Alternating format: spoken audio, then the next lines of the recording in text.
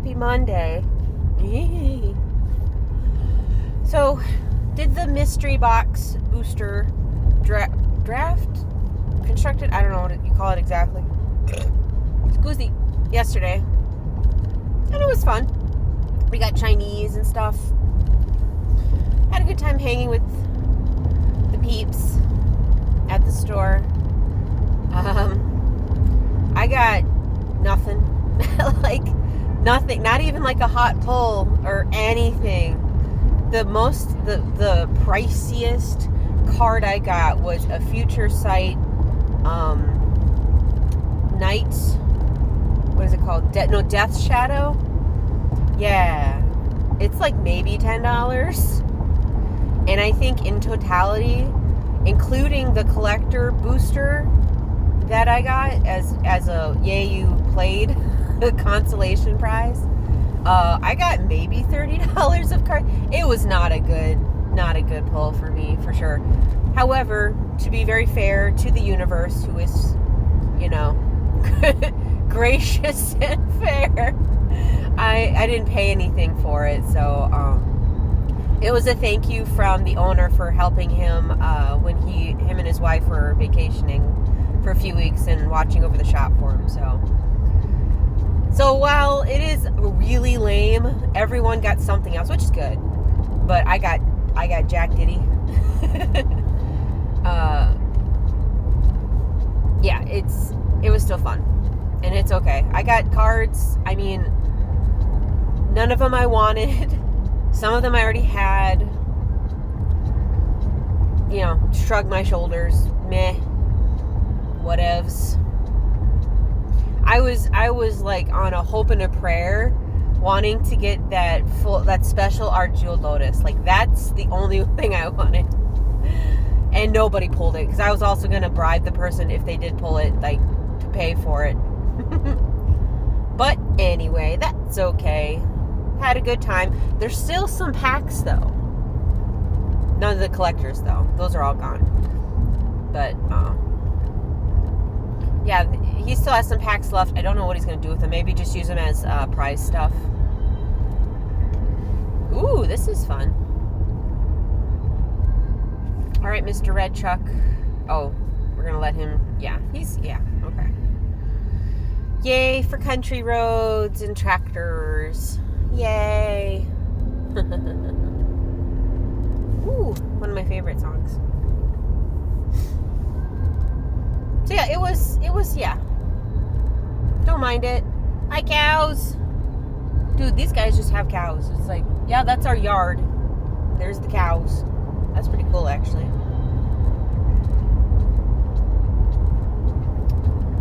Going in today to work at the shop. Apparently there's a lot of stuff that needs to get done. The owner is going to be at a convention this weekend. So I'm like, okay, so I'm helping, right? And he's like, well, I got to do this. And then I'm just leaning in like, so I'm helping, right? But he had a good time yesterday, even though I think he was really tired. He's, since starting the shop, and it's been almost a year now of having the shop open, he's progressively lost or progressively not had time to do anything, like any play, any fun stuff, which really, stinks. And I hope that, maybe one day I can help out so he can trust me with a bunch of stuff. And as far as like certain hobbies, I don't know. Like, I am trying to learn Warhammer, but I'm slowly stepping into the lore, because that's interesting to me. But I'm not really. The painting part looks cool. Like that seems cool. I like to paint. I'm pretty creative like that. So that part's also interesting, but I just don't want to pay for all the paint. And we have at the store we have the wall of paint. There's like every shade of whatever. I had to set it up. I had some of the guys help me out, but that's a lot of paint, and I don't want to go through it, and I don't want to. I'll borrow paint. I'll borrow someone's paint, but I don't want to buy it. Along with all the tools and everything, yeah, just ugh. But I'm trying to learn that, and because that's the other big part of the store. And then there's also the Star Wars trading card game, which some people still come in and play. There's Lorcana, which I like to play, but I think only one other person plays Lorcana.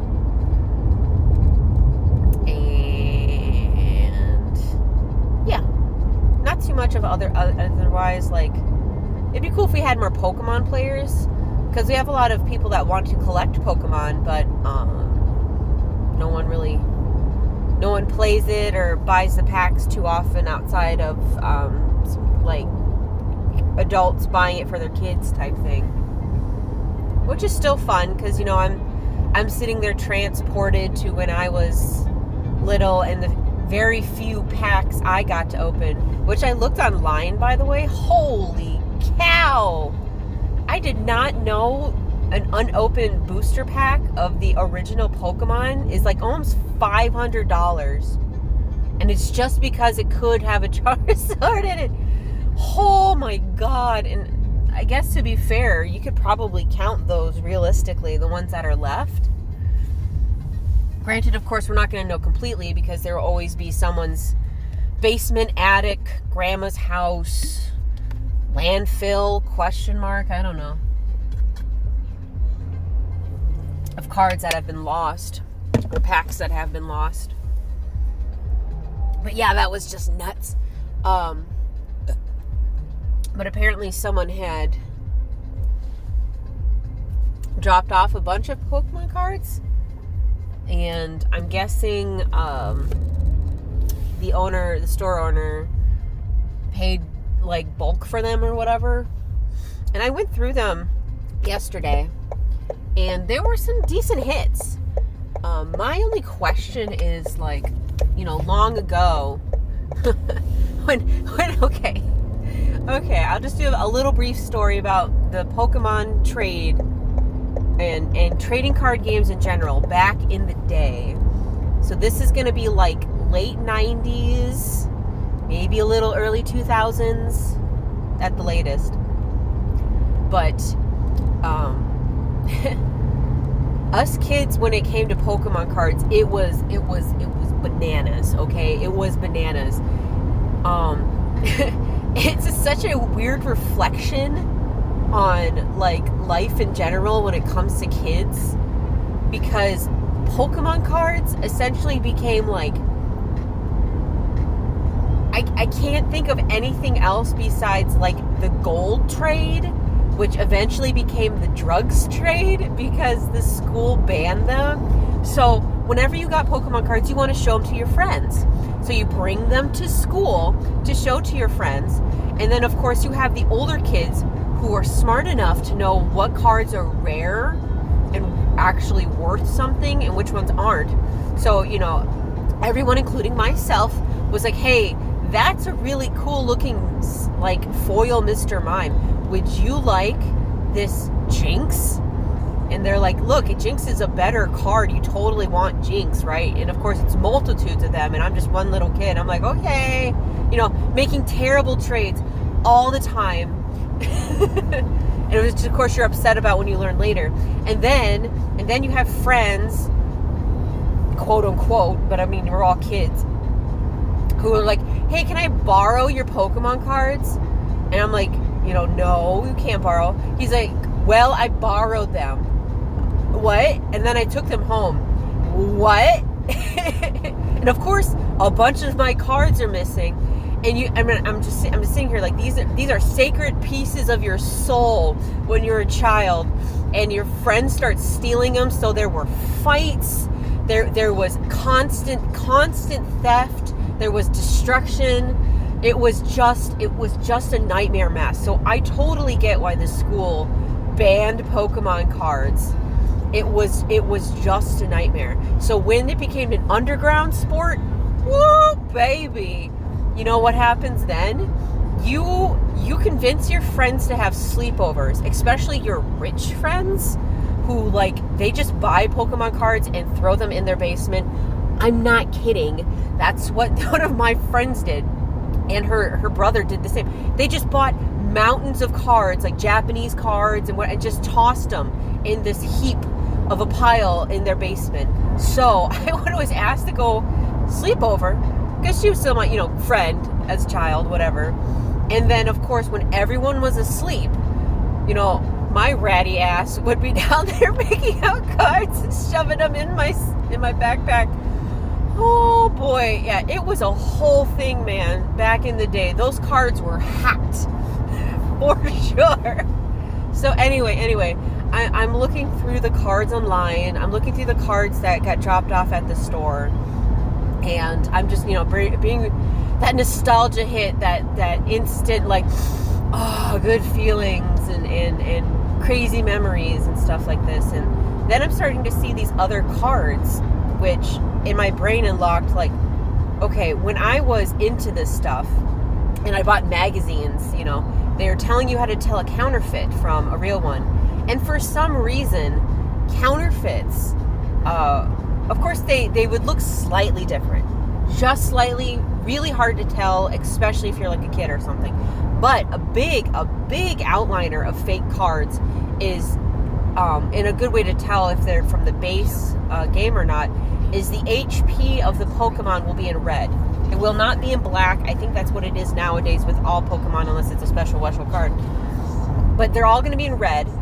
And if the print on that HP is really thin, like on a normal Pokemon card, it's a chunky number.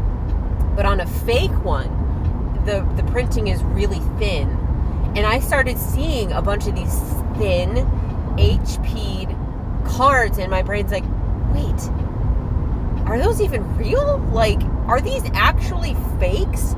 And, like, I don't know if people still print fakes to this day, because you can easily print a much more believable fake than these.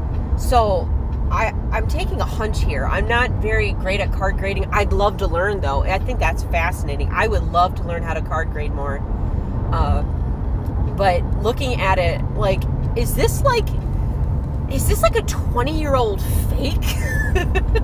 Is this really a fake from back in the day? Like, maybe this is actually kind of maybe worth money, even though honestly it's not. So I was like, because I was going to tell the owner, like, hey, the cards you gave me, they're kind of worth some money. I want to give you money. But now I'm all like, if they're fake, then really good call on him for not paying full amount, because, yeah, I'd have to look it up. I didn't have time last night going through all of my cards. But it did inspire me to do just terrible, terrible stuff. I'm currently collecting every single Bloomberg card that's been printed. Not because it came from the Bloomburrow set, and that's including the Commander.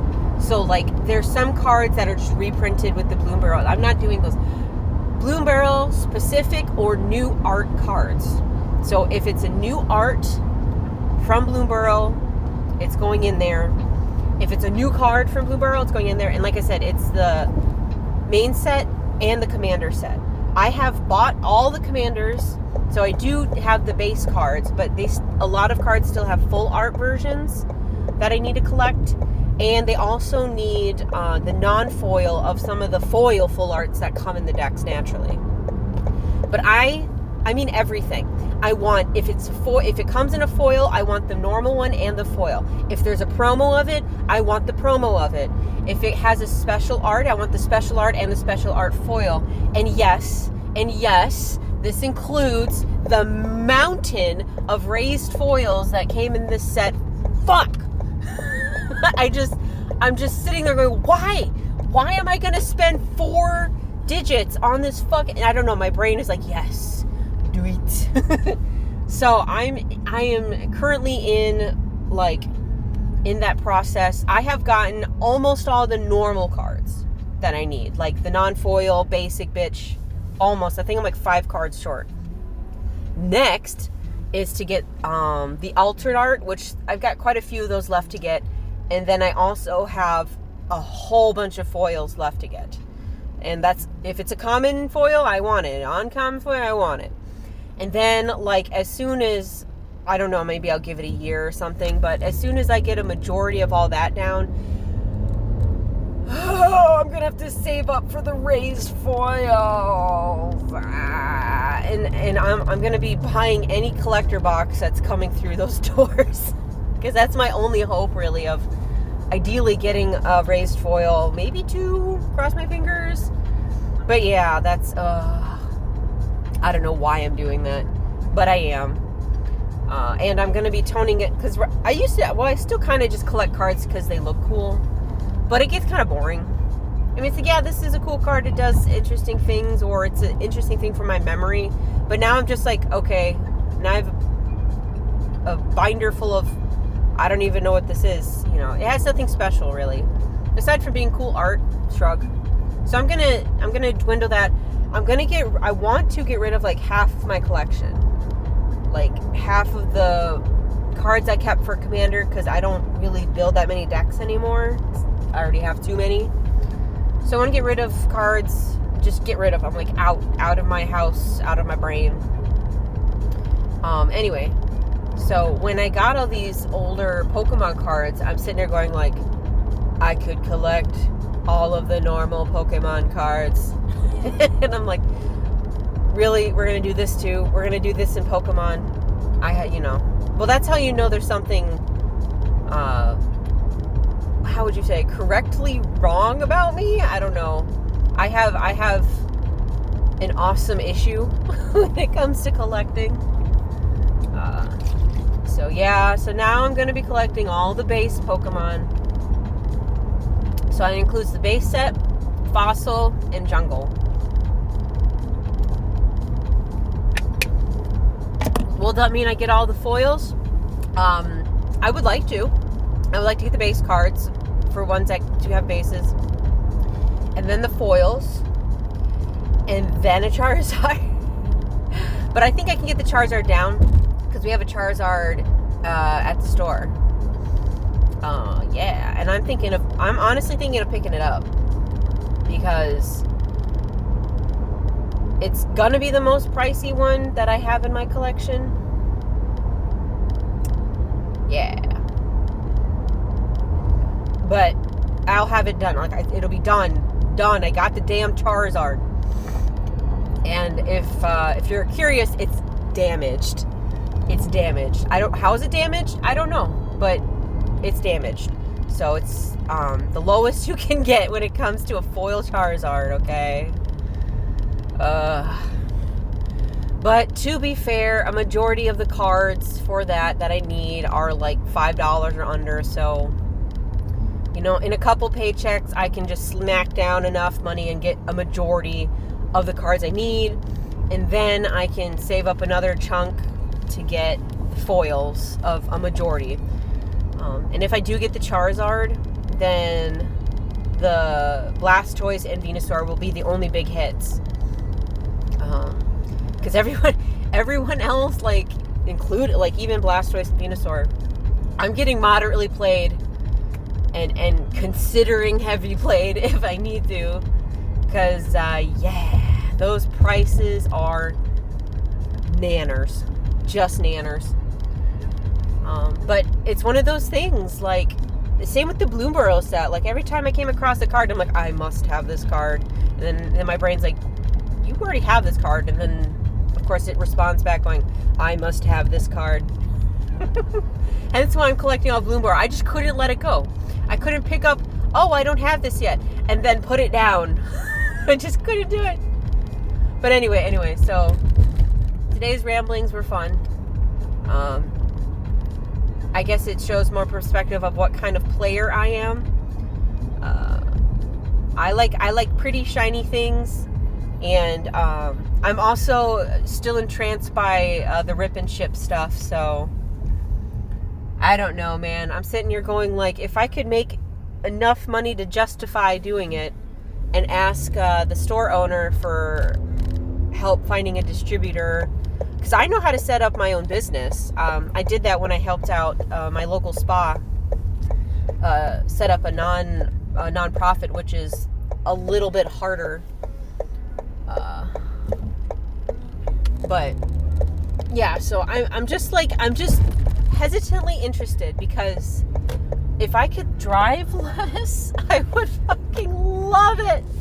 I get paid a ridiculous amount of money, to be fair, to work my normal job, and they have crazy benefits during the summer. Crazy. Like, cray. So that's going to be hard to pass up. But, I am such agoraphobic. I love my house. It is perfect house for me and my husband. If I could just live out of my house and then, go drive down the street to go to the lake or something and walk, get my outdoor time there. Like, I'm so happy at the place I live. And I'm not particularly social. Once in a while is good for me, but every day is like, and that's currently, life right now, every day. So yeah, if I could find work in my house that will pay bills, and I can definitely still work at my other job too. They do seasonal work, which is what I would be gunning for, because yeah. Anyway, almost at the store. Thanks for listening to this rambling again. It helps with my narcolepsy to talk, and I've talked to myself for many years now, so it's nice to do that still. But potentially other people can listen to it if they want. So thanks again, and bye-bye.